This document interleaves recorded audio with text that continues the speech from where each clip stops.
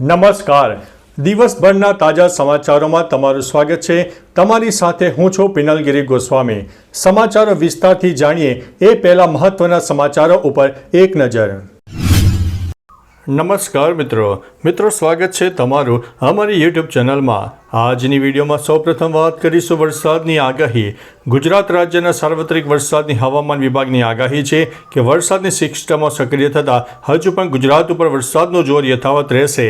દક્ષિણ ગુજરાત સૌરાષ્ટ્રમાં વરસાદની શક્યતા છે. ભારે પવન અને ગાજવીજ સાથે વરસાદની શક્યતા છે. મધ્ય ગુજરાત અને ઉત્તર ગુજરાતના પણ અનેક ભાગોમાં હજુ પણ હળવાથી મધ્યમ વરસાદની શક્યતા વર્ણવવામાં આવી છે. ત્યારે અમદાવાદના ગ્રામ્ય વિસ્તારમાં પણ વરસાદ થઈ શકે છે. મિત્રો, અન્ય મહત્વના સમાચારની વાત કરીએ તો વરસાદની આગાહીઓ વચ્ચે જાણો અંબાલાલ પટેલે શું કહ્યું છે. સૌરાષ્ટ્ર, કચ્છ અને દક્ષિણ ગુજરાતના ભાગોમાં વરસાદ થવાની શક્યતા છે. ગુજરાત રાજ્યમાં ચોમાસું એકંદરે સારું રહેવાની આગાહી વ્યક્ત કરવામાં આવી છે. ત્યારે બીજી તરફ આગામી 7 દિવસ રાજ્યમાં છૂટોછવાયો વરસાદ થવાની સંભાવના છે. ખાસ કરીને ઉત્તર ગુજરાત, મધ્ય ગુજરાત, દક્ષિણ ગુજરાત અને સૌરાષ્ટ્રના અનેક વિસ્તારમાં હજુ પણ 8 જૂન સુધી વરસાદની શક્યતા રહેલી છે. ત્યારે મિત્રો, બીજી તરફ વાત કરીએ તો એસજી હાઈવે, સાયન્સ સિટી, ગોતા, ચાણક્યપુરી, સોલા વિસ્તાર, સિંધુ ભવન રોડ, રાણીપ અને ઘાટલોડિયામાં ગત 48 કલાકમાં પણ વરસાદે માજા મૂકી હતી. મિત્રો, અન્ય મહત્વના સમાચારની વાત કરીએ તો ચોમાસાની શરૂઆત થતાં જ ભારતના મોટાભાગના રાજ્યોમાં હવામાન ખુશનુમા બન્યું છે. રવિવારે સાંજે દિલ્હીના અનેક વિસ્તારમાં હળવો વરસાદ અને જોરદાર પવન ફૂંકાયો હતો, જેના કારણે ગરમીમાંથી થોડીક રાહત મળી છે. જોકે પૂર્વોત્તર રાજ્યોમાં ભારે વરસાદે લાખો લોકોને અસર કરી છે, જ્યાં પૂર અને ભૂસ્ખલનની પરિસ્થિતિ સર્જાઈ છે. મિત્રો, અન્ય મહત્વના સમાચારની વાત કરીએ તો અંબાલાલ પટેલની મોટી આગાહી સામે આવી છે. તેમણે જણાવ્યું છે કે 10 જૂનની આસપાસ ફરી એકવાર વરસાદની સિસ્ટમ નિર્માણ પામશે. 12 થી 14 જૂન વચ્ચે ગુજરાતમાં ચોમાસું પ્રવેશ કરશે. 18 જૂન સુધીમાં મોટાભાગના વિસ્તારમાં ચોમાસું સક્રિય થઈ જાય તેવી પણ સંભાવના વ્યક્ત કરવામાં આવી છે. મિત્રો, અન્ય મહત્વના સમાચારની વાત કરીએ તો ભાવનગરથી સૌથી મોટા અને અગત્યના સમાચાર સામે આવ્યા છે.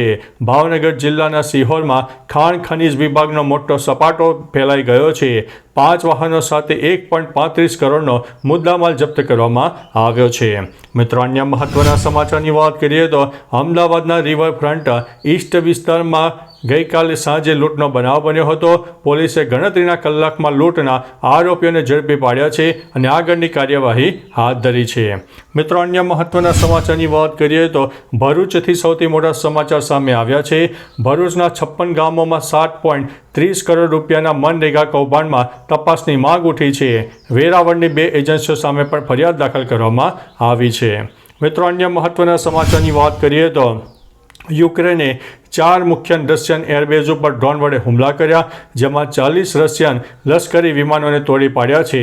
હુમલાથી રશિયાને $2 બિલિયન નુકસાન પણ થયું છે. મિત્રો, અન્ય મહત્વના સમાચારની વાત કરીએ તો અમેરિકાના રાષ્ટ્રપતિ ડોનાલ્ડ ટ્રમ્પે તાજેતરમાં એક વિવાદાસ્પદ પોસ્ટ શેર કરીને ચર્ચામાં આવ્યા છે. આ પોસ્ટમાં દાવો કરવામાં આવ્યો છે કે ભૂતપૂર્વ રાષ્ટ્રપતિ જો બાઇડનનું 2020માં અવસાન થયું હતું અને તેમની જગ્યાએ એક રોબોટિક ક્લોન લાવવામાં આવ્યો છે. મિત્રો, અન્ય મહત્વના સમાચારની વાત કરીએ તો ઝારખંડની રાજધાની રાંચીમાં એક મોટી દુર્ઘટના ટળી છે. ઇન્ડિગો ફ્લાઇટમાં એક પક્ષી અથડાયું. રાંચી એરપોર્ટ ઉપર ઇમરજન્સી લેન્ડિંગ કરાયું. રાંચીમાં ઝારખંડની રાજધાની રાંચીમાં એક મોટી દુર્ઘટના ટળી જવા પામી છે. મિત્રો, અન્ય મહત્વના સમાચારની વાત કરીએ તો અયોધ્યામાં ફરી એક ભક્તિ રંગમાં રંગાશે. 3 થી 5 જૂન સુધી પ્રાણ પ્રતિષ્ઠા સમારોહનું આયોજન થયું છે. રામ દરબાર અને 14 અન્ય મંદિરોની મૂર્તિઓની પ્રાણ પ્રતિષ્ઠા 2 જૂને કળશ યાત્રાની સાથે સમારોહની શરૂઆત થઈ ગઈ છે. મિત્રો, અન્ય મહત્વના સમાચારની વાત કરીએ તો અમદાવાદના રિવરફ્રન્ટ ઈસ્ટ વિસ્તારમાં ગઈકાલે સાંજે લૂંટનો બનાવ બન્યો હતો. પોલીસે ગણતરીના કલાકોમાં જ લૂંટના આરોપીઓને ઝડપી પાડ્યા છે. મિત્રો, અન્ય મહત્વના સમાચારની વાત કરીએ તો અમરેલીથી દુઃખદ સમાચાર સામે આવ્યા છે. રક્ષક જ ભક્ષક બન્યા છે.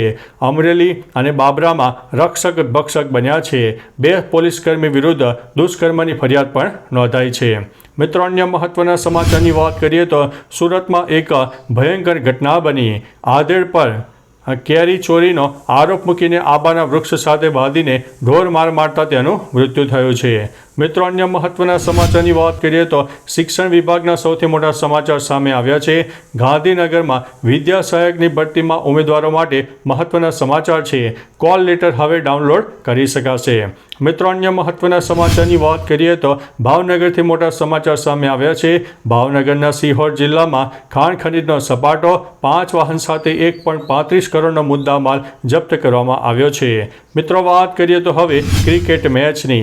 ઇન્ડિયન પ્રીમિયર લીગ એટલે કે IPL 2025માં ફાઇનલ મેચ આજે 3 જૂન 2025ના રોજ અમદાવાદના નરેન્દ્ર મોદી સ્ટેડિયમમાં રોયલ ચેલેન્જર્સ બેંગ્લોર અને પંજાબ કિંગ્સ વચ્ચે રમાશે. આ બંને ટીમો માટે ઐતિહાસિક ક્ષણ હશે, કારણ કે આ બંને ટીમો અત્યાર સુધીનું IPLનું ટાઇટલ જીતી શકી નથી.